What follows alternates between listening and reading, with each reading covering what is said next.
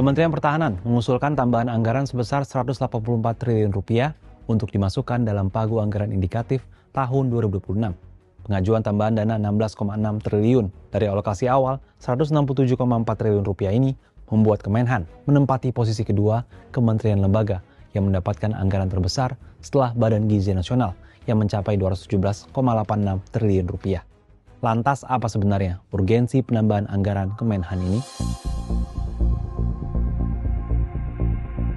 Permintaan tambahan anggaran untuk Kementerian Pertahanan ini disampaikan langsung oleh Menteri Pertahanan Syafri Samsudin usai menggelar rapat tertutup bersama Komisi 1 DPR di Kompleks Parlemen Senayan pada Rabu 9 Juli 2025. Menurut Syafri, penambahan anggaran itu ditujukan untuk memastikan sektor pertahanan bisa menjaga kedaulatan negara. Ia juga menekankan pembelian alat utama sistem senjata atau alutsista adalah hal yang menelan biaya besar, tapi perlu dipenuhi untuk menjamin kedaulatan. Lebih lanjut, operasional pertahanan juga membutuhkan biaya tinggi. Penambahan anggaran juga untuk perawatan dan kesejahteraan personel di lingkungan TNI, termasuk di dalamnya markas besar di masing-masing matra. Tadi sudah saya laporkan kebutuhan kita berapa, dan ini oleh Komisi 1 akan dibahas di Banggar, tapi kita juga akan mengajukan ke Menteri Keuangan dan Bappenas. Tambahannya berapa, Pak? 184 triliun. Kalau dari pagu indikatif yang diberikan Komisi berapa?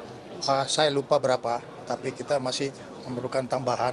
Nanti bisa ditanya oleh Dirjen Renhan berapa pagu indikatif yang diberikan. Tapi kami melihat belum mencukupi kebutuhan yang kita inginkan untuk menjawab prioritas nasional.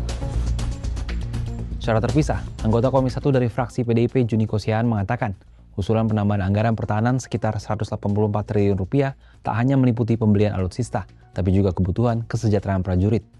Meski demikian, Juniko tidak merinci pos-pos kebutuhan anggaran itu.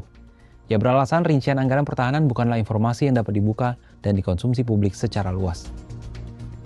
Lantas, bagaimana sebenarnya alokasi anggaran Kementerian Pertahanan yang ada saat ini dan seberapa penting pembelian alutsista seperti yang disampaikan Kemenhan? Sebelumnya, Kementerian Keuangan telah menyusun pagu indikatif belanja kementerian lembaga untuk tahun anggaran 2026.